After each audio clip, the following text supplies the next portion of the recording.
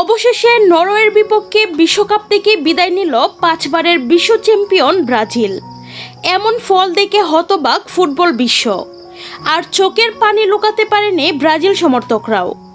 তবে লাস্ট মুহূর্তে নেইমারের গোলে কিছুটা স্বস্তি মিলে ব্রাজিলের।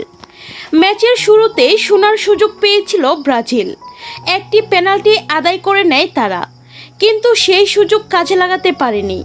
শটটি ঠেকিয়ে দেয় নরওয়ের গোলরক্ষক। সেই মুহূর্ত থেকেই যেন ম্যাচের গতি বদলে যায়। এরপর ধীরে ধীরে ম্যাচের নিয়ন্ত্রণ হাতে তুলে নেয় নরওয়ে। একের পর এক আক্রমণে চাপে ফেলে দেয় ব্রাজিলের রক্ষণভাগকে। অবশেষে গোল করে দলকে এগিয়ে দেন আর্লিং হালান্ড। সেই গোলের ধাক্কা সামলানোর আগেই আবারও বল জালে জড়িয়ে দেন তিনি।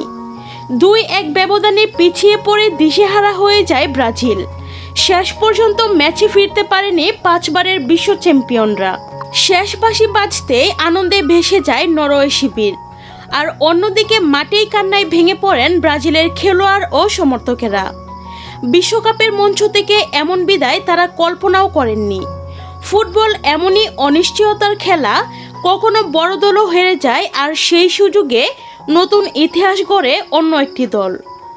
আর এবার সেই ইতিহাসের নাম নরওয়ে।